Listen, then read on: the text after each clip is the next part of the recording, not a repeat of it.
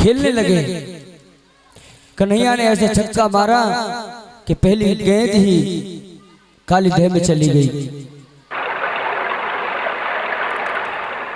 और मधुमंगल श्री दामा बोले हो भैया मुझे कोई गेंद चाहिए, कोई गेंद चाहिए। अरे लाला रहने और दे दूंगा, घर रखी मेरी दो चार के नाम में तो वही गेंद को लंगो। अरे ज्यादा जिद करेगा तो मैं कूद जाऊंगा, कूद तक कुछ भी कर, मुझे कोई गेंद चाहिए, वही गेंद लाके दे दे। जिद पड़ने लगे। अरे कन्हैया ने कहा भैया रहने मैं कूद जाऊंगा कि कछु कर ले, वो तो वही गेंद चाहिए। कन्हैया कदम पे चढ़ गए और वहां से छलांग लगाने लगे। तो कहने लगे भैया रहने हमें गेंद ना चाहिए, हम तो और ले आएंगे गेंद। कि ना मैं अब गेंद लेकर के मानूंगा, अब मैं उसी गेंद को लेकर के आऊंगा, उससे पहले नहीं आऊंगा। सब कन्हैया की माया है, जैसे वो नचाते हैं ऐसे नाचता है जी। कन्हैया ने छलांग लगा दी, यमुना जी में काली दह में कूद गए और जाकर के नाग सो रहा था।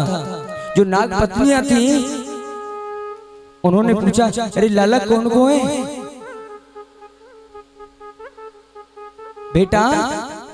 कन्हैया को जाते ही बेटा कहा कि माँ चिंता ना कर, मैं इसको जगाने के लिए आया हूं। अरे ये जग गया तो बेटा खा जाएगा। बहुत बड़े क्रोधी हैं ये। बेटा हाथ जोड़ के कहती हूँ चले जाओ तुम, कि नहीं जगाएंगे हम। जाके कन्हैया पहुंच गए, जगाने लगे काली औरत को। जगा दिया, फुसकार भरने लगा, लड़ने के लिए तैयार हो गया। कन्हैया लड़ते लड़ते आराम से उसके फन पर चढ़ गए और नाचने लगे।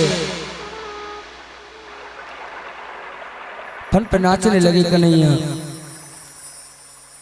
तांडव गति मुंडन पर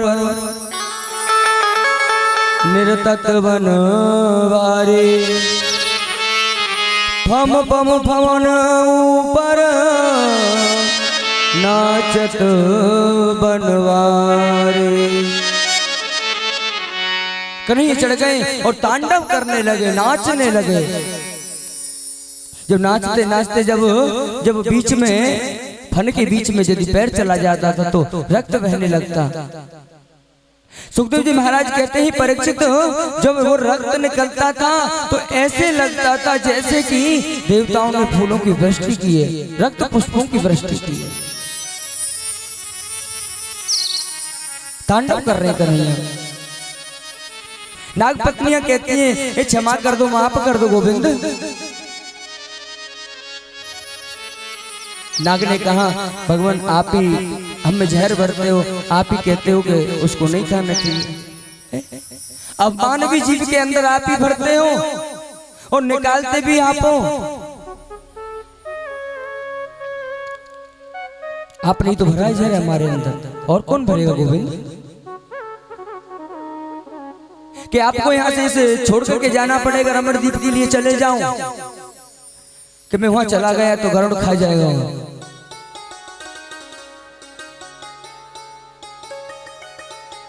कि मैं इसकी चिंता मत करो, मैं आपकी रक्षा करूंगा। अपने पत्नी बच्चों के साथ रमणदीप के लिए चला गया। बोले गुरु गोविंद भगवान की जय। इस कृत्य को देख करके ब्रजवासी दौड़े दौड़े आए। अरे लाला को कछु ना है गो, कछु है गो, कछु है गो। मैया यशोदा मूर्छित होकर गिर पड़ी।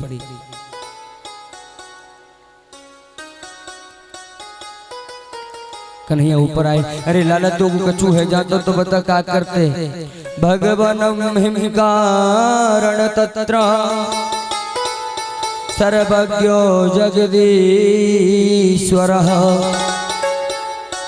अनुग्रह निग्रह वा मन्यसे तदा विधेहि नः। भगवान आपकी कृपा जिस पर हो जाए उसका कल्याण होता है।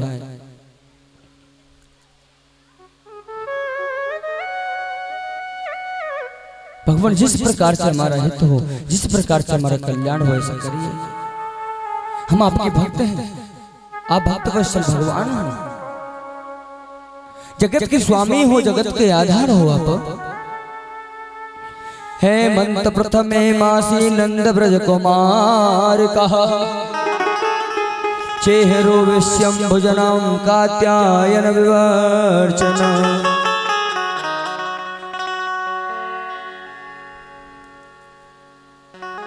धीरे धीरे गोविंद अपनी लीलाओं को बढ़ाते चले गए। एक दिन गोपियां जाती थीं और यमुना नदी में नग्न स्नान करती थी।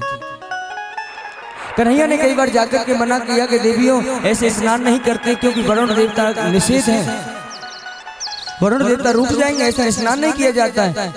अरे आए ग्वारिया कमारिया, हम तुम्हारी बात को मानेंगे, ठीक है देवी। कन्हैया सुबह 4 बजे चले गए। गोपी सब नहाने लगी, उन्होंने वस्त्र उतार करके रख दिए। कन्हैया उन वस्त्रों को लेकर के कदम की डाल पर चढ़ गए। जब गोपियों ने स्नान किया तो देखने लगी कि वस्त्र कहाँ है, वस्त्रों को कौन ले गया। ज्यादा टकटकी लगा करके देखी, ये कौन बैठा है इस कदम की डाल पर, ये वस्त्रों को लेकर के गए। अरे हमारे वस्त्रों को दे दो, हम माता से शिकायत कर देंगी। कन्हैया हमारे वस्त्रों को दे दो, नहीं तो हम शिकायत कर देंगे मैया से, तेरा लाला इतना बिगड़ रहा है, ये सुधार ले। अरे कछु कर ले, मैंने तुमको बार बार समझाया है कि वरुण में नंगा नहाने से, स्नान करने से, नग्न अवस्था में स्नान करने से निषेध होता है, और तुम नहाती हो क्यों? कि गोविंद हमें वस्त्रों को दे जाइए, कि जिसको भी वस्त्र लेने वो यहाँ आती चली जाए और लेती चली जाए अपने वस्त्रों को।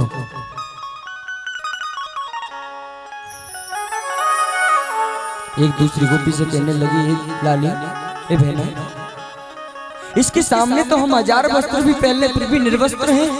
ये जगत का स्वामी है, इससे क्या शर्माना, जगत अधीश्वर है, जगत का प्राण वल्लभ है, इसके सामने तो 1000 वस्त्र भी फीके हैं। हाथ जोड़ करके गोपी आती गई और वस्त्र को लेती गई।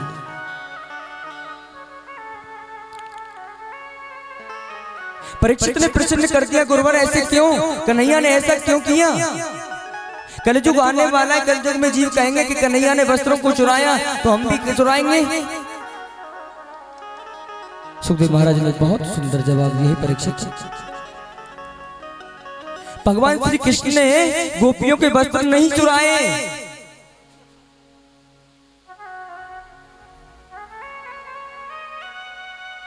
कन्हैया ने तो अविद्या रूपी वस्त्र चुराए हैं। जो हमारे अंदर अवगुण भरा रहता है, द्वेष भरा रहता है, पाखंड भरा रहता है, उसको कन्हैया ने चुराया है, वस्त्रों को नहीं चुराया।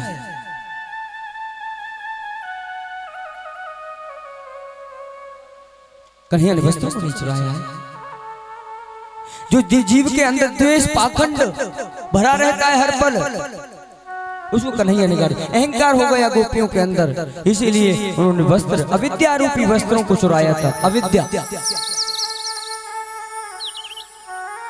ईश्वर अंश, भगवान के घर क्या हो सामर्थ्य। तुलसीदास बाबा कहते हैं, ईश्वर अंश जीव अविनाशी, ईश्वर अंश जीव अविनाशी, चेतन अमल सहज सुख राशि, चेतन अमल कर सुख राशि, ईश्वर अंश जीव अविनाशी, ईश्वर अंश जीव अविनाशी, शीतल अमल सहज सुख राशि। ओ चेतन अमल सहज सुख राशि।